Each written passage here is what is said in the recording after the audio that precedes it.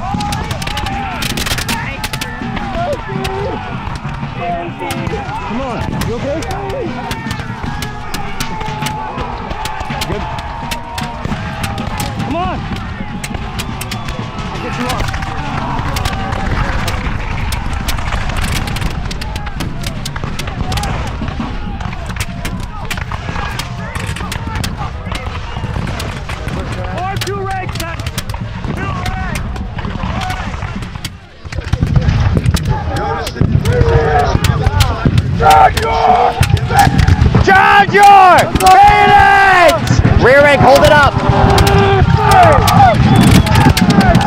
Huzzah!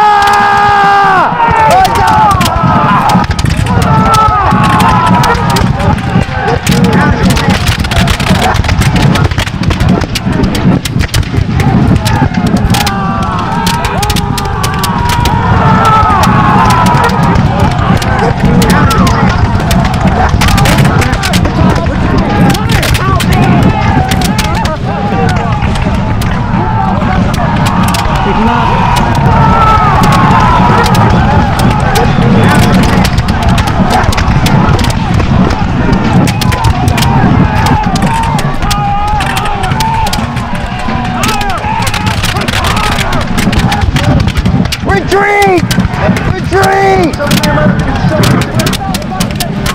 Keep him up.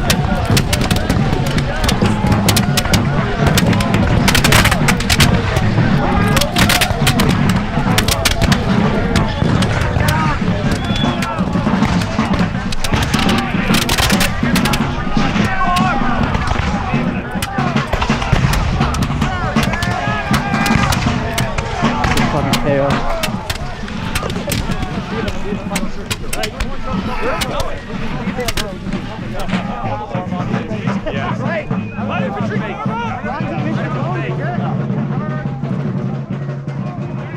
As the British march past, dead and wounded comrades, they come within range of Continental forces, who once again open up withering fire.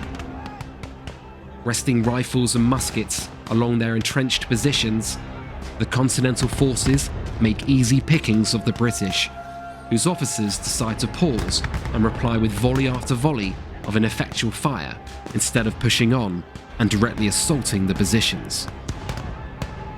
They are once again thrown back with heavy casualties. But there is also now confusion in the Continental ranks as critical reinforcements arrive but remain directionless on Bunker Hill, while many others flee the field. Fresh supplies are also not coming through, leaving Prescott and its remaining men on Breed's Hill, now less than 1,000, running dangerously low on ammunition.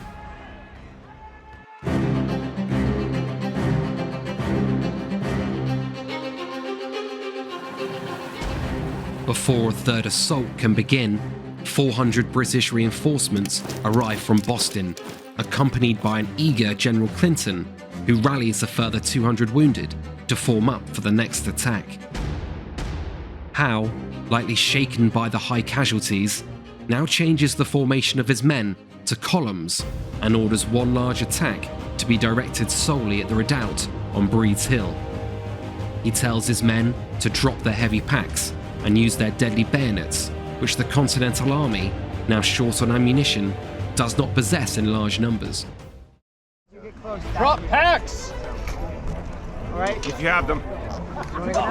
Drop your packs! You want to Drop your packs! Drop your packs and Wait, you guys blankets! will have to go 2 minutes to show us. We can all them all out. And get it up. That was my magic.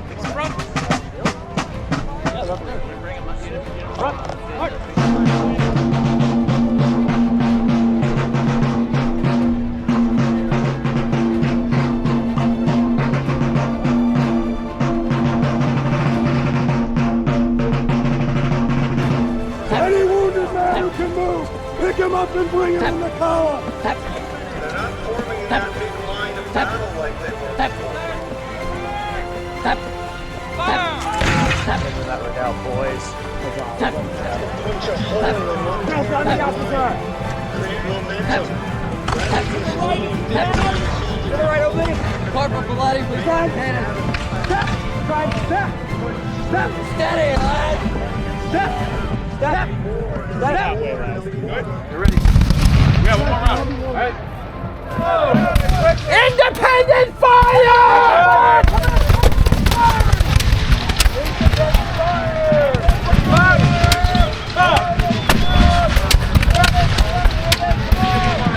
Burn it, lads! Burn it!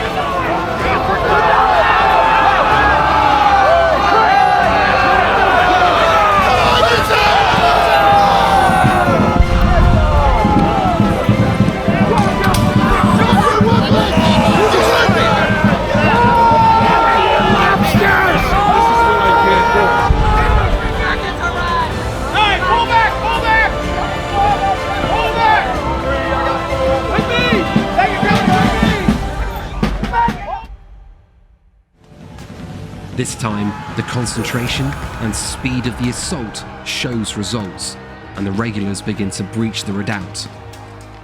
But Continental troops, using their muskets as clubs, are waiting for them, and brutal hand-to-hand combat follows. The Continental commander, Colonel Prescott, is in the thick of the fighting as he parries bayonets with his sabre. But with superior training and weaponry, the British have a significant advantage and begin to push the Continentals back while inflicting heavy casualties. Prescott and his men give way and retreat from the hill, but it is not a rout, and the Continental forces are able to fall back to Bunker Hill in good order, covered in part by their left flank.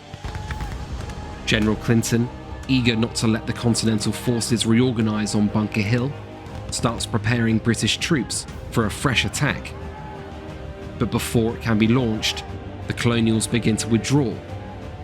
The majority of Prescott's men are disorganised or retreating, but after a brutal day of fighting, they've done enough. The Continental Army has been forced from the field, but at a high price. British casualties are over 1,000 dead and wounded, approximately 40% of their total forces engaged. Continental losses are far lighter, at 450 dead, wounded and captured. After news of the battle reaches London, Gage is recalled to Britain in relative disgrace. There were already concerns about his ability to command, and Bunker Hill is the final straw. General William Howe replaces him as the British commander in North America. Aside from the high casualties, the Battle of Bunker Hill dramatically changes British calculations. Howe is deeply affected by the battle and has a new respect for the Continental Army. By winter, the Continental forces have shrunk due to enlistments ending and desertions, and the British, with fresh reinforcements, now have 10,000 men in Boston. Although Howe now outnumbers Washington for the first time in the campaign, he now does not want to risk an attack. General Howe has problems of his own. Poor morale is leading to desertion, as his men suffer through the winter with a lack of firewood, proper quartering, and fresh food that can only come in from the sea, and which is often captured by colonial privateers. Despite the perceived opportunity, the British command has become overly cautious just as they gain the opportunity to go on the offensive. Washington is acutely aware that as winter drags on, his army will weaken. He proposes 2 further direct assaults on Boston, one in October and one in February, that would have seen Continental forces rush across the iced-over bay to attack the city. But again, his senior officers disagree and the plans are scrapped.